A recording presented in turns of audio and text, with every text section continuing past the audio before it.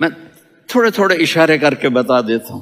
جب آپ بیٹے ہیں تو آپ کہہ رہے ہیں کاش میرے ماں باپ زندہ ہوتے، میں ان کی خدمت کرتا.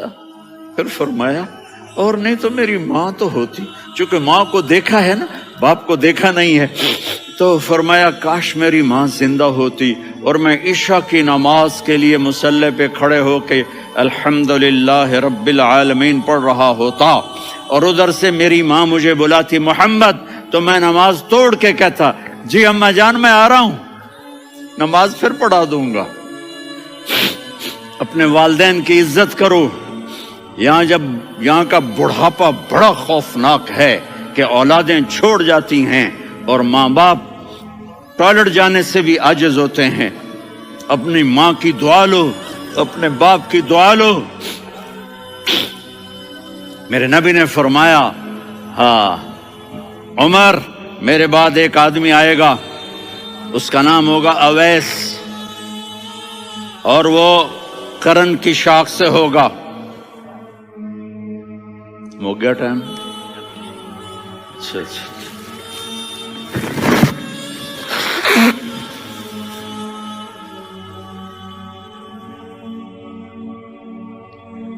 اس سے دعا کرانا، علی آپ بھی، عمر آپ بھی.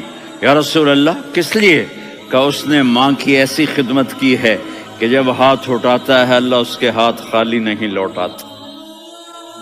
حضرت عمر رضی اللہ تعالی عنہ نے حج کے موسم پر سارے حاجی کھڑے کر لیے، کہا بھائی یمن والے کھڑے رہو باقی بیٹھ جاؤ. تو بیٹھ گئے. پھر فرمایا کہ یمن والے بیٹھ جاؤ، قرن والے کھڑے رہ جاؤ. تو ایک آدمی کھڑا رہا. کہا تم قرنی ہو؟ کہا جی ہاں. اویس کو جانتے ہو؟ جی میرے بھائی کا بیٹا ہے لیکن تھوڑا پاگل سا ہے، آپ کیوں پوچھ رہے ہیں؟ حضرت عمر نے فرمایا وہ نہیں، تو پاگل ہے. کدھر ہے؟ کہا جی اونٹ چرانے گیا ہے ادھر عرفات کی طرف. تو آپ نے حضرت علی کو ساتھ لیا اور دوڑ لگائی سواری پر. دیکھا تو اویس کرنی ایک کیکر کے نیچے نماز پڑھ رہے تھے اور اونٹ چر رہے تھے. تو جب انہوں نے دیکھا کہ دو آدمی آ کے بیٹھ گئے تو انہوں نے نماز شارٹ کٹ کر دی. تو حضرت عمر نے پوچھا کون ہو بھائی؟ کہا جی میں مزدور ہوں. کہا تیرا نام کیا ہے؟ کہا جی اللہ کا بندہ. کہا ارے بھائی تیری ماں نے تیرا نام کیا رکھا ہے؟ اس نے تو نہ حضرت عمر کو دیکھا تھا نہ علی کو. وہ کہنے لگا بھائی تم کون لوگ ہو میرا انٹرویو کرنے والے؟ یہ تو میں اپنی زبان میں کہہ رہا ہوں. تو حضرت علی بولے کہ بھائی یہ ہیں امیر المومنین عمر بن خطاب اور میں ہوں علی بن ابی طالب. تو وہ ایسے کانپنے لگے. میں معافی چاہتا ہوں، میں پہلی دفعہ آیا ہوں، میں نے آپ کو دیکھا نہیں. فرمائیے آپ. حضرت عمر نے کہا ہاتھ اٹھا ہمارے لیے دعا کر. تو وہ رونے لگے. آپ نبی کے صحابی، میں عاجز مسکین، میں دعا کروں؟ میری اوقات ہے میں دعا کروں؟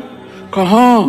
ہمیں ہمارے نبی نے فرمایا تھا اویس آئے تو دعا کروانی ہے. عمر اور علی جیسی ہستیوں کو دعا کے لیے کہا جا رہا ہے.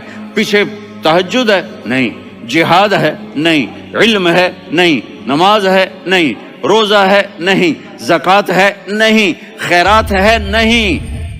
کیا ہے؟ ماں کی خدمت، ماں کی خدمت، ماں کی خدمت. میرے نبی نے فرمایا لوگ جنت میں چلیں گے، اویس چلے گا. جب گیٹ پر پہنچے گا تو اللہ کہیں گے اویس کو پیچھے ہٹا دو، باقی اندر چلے جاؤ. تو اویس کرنے ڈر جائیں گے کہ یا اللہ جنت کے دروازے پر مجھے پیچھے ہٹا دیا. تو اللہ کہیں گے پیچھے دیکھو، ویسے پیچھے مڑ کے دیکھیں گے تو لوگوں کا مجمع ہوگا جو جہنم میں جا رہے ہوں گے، ایمان والے، گنہگار مسلمان. تو میرا اللہ کہے گا اویس اپنی انگلی کو پھیرتا جا، جس پر تیری انگلی پڑے گی تیری تو فیل سب کو جنت میں ڈال دوں گا. یہ ماں ہے، صرف ڈالر ہی سب کچھ نہیں ہے، یہ ماں ہے. میرے نبی نے فرمایا اب تیرا باپ تیری جنت کا سب سے بڑا دروازہ ہے. اگر تو نے باپ کو ناراض کر کے موت پائی تو تیرے لیے جنت کا دروازہ کھل نہ سکے گا. یہ باپ کا مقام ہے. پھر آپ نے 11 شادیاں کی. کیوں کی؟ سنو حدیث، ما تزوجت وما زوجت الا بوحی من السماء نزل به جبریل. کہا میرے ساتھیوں سنو، اللہ کی قسم میں نے کوئی شادی اپنی مرضی سے نہیں کی. میرے اللہ نے فرمایا یہاں کرو، میں نے کی. میں نے اپنی بیٹی وہاں دی جہاں میرے اللہ نے فرمایا. تو اتنی شادیاں کیوں کی ہیں؟ ہمیں گھر کی زندگی سمجھانے کے لیے. میری بات غور سے سنو، دنیا کا سب سے بڑا رشتہ خاوند اور بیوی ہے. سب سے مقدس رشتہ ماں باپ ہے، لیکن سب سے بڑا رشتہ خاوند اور بیوی ہے. جب یہ ٹوٹ جاتا ہے تو پوری نسل برباد ہو جاتی ہے. اس لیے آپ نے زندگی گزار کے دکھائی. آپ گھر میں جھاڑو دے رہے ہیں، آپ آٹا گوندھ رہے ہیں، آپ حضرت عائشہ کو لقمے بنا کے کھلا رہے ہیں، اور حضرت عائشہ کی دلداری کے لیے فرما رہے ہیں عائشہ سننا حدیث طبرانی کی، عائشہ انہو لیہون علی الموت ان اریتکی زوجتی فی الجنہ. عائشہ مجھے جب سے پتا چلا ہے نا کہ تو جنت میں میری بیوی ہے تو مجھے تو مرنے کا شوق لگ گیا ہے. اللہ کی قسم ہمیں سکھانے کے لیے تھا. جس نے اللہ کو دیکھ لیا ہو اسے عورت کی کیا خواہش رہ جاتی ہے. یہ ہمیں سکھانے کے لیے تھا کہ سب سے زیادہ عزت بیوی اپنے خاوند کو دے، خاوند اپنی بیوی کو دے. ہن لباس لکم وانتم لباس لہن، تمہاری بیوی تمہارا لباس ہے. اور اللہ بیوی سے کہتا تیرا خاوند تیرا لباس ہے. آپ نے 11 گھروں کو کس طرح آباد کیا، کس محبت سے کیا کہ 2 مہینے چولہا نہیں جلتا اور کسی کی زبان پر شکایت نہیں. یہ حسن سلوک، یہ محبت. حضرت عائشہ کی عمر تھوڑی تھی، جہاد کے سفر سے واپسی ہو رہی تو آپ نے صحابہ سے کہا بھائی چلے جاؤ سارے آگے چلے گئے تو صرف آپ دونوں رہ گئے. تو آپ نے کہا عائشہ دوڑ لگائیں. سبحان اللہ. حضرت اما عائشہ نے نہیں کہا، میرے نے عائشہ دوڑ لگائیں. میں کہا جی لگائیں. تو کہنے لگے ہمیں دوڑ لگائی. تو کہنے لگے میں آگے نکل گئی، آپ پیچھے رہ گئے. چند سال گزرے تو پھر ہم جہاد کے سفر سے آ رہے تھے تو آپ نے کہا صحابہ سے جاؤ بھی چلے جاؤ آگے آگے آگے آگے. وہ غائب ہو گئے. پھر آپ نے کہا عائشہ دوڑ لگائیں. تو میں نے کہا جی لگائیں. کون دنوں ذرا میں موٹی ہو گئی تھی، تو جب دوڑ لگی تو میرے نبی آگے نکل گئے، میں پیچھے رہ گئی. تو ہم نے کہا ہاذہ بتلک، عائشہ تو میں اب برابر ہو گئے. ایک دوڑ تم نے جیتی، ایک دوڑ میں نے جیتی.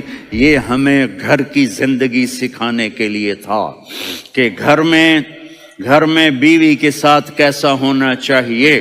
اور عورتوں کے لیے کہا اگر میری شریعت میں سجدہ ہوتا تو میں بیوی سے کہتا اپنے خاوند کو سجدہ کرے، تاکہ ایک نسل تیار ہو. بیلنس زندگی گزارو. میں نے کل بھی کہا تھا، آج بھی کہہ رہا ہوں، امبیلنس لائف ہماری اولاد کو تباہ کر رہی ہے. میرے پاس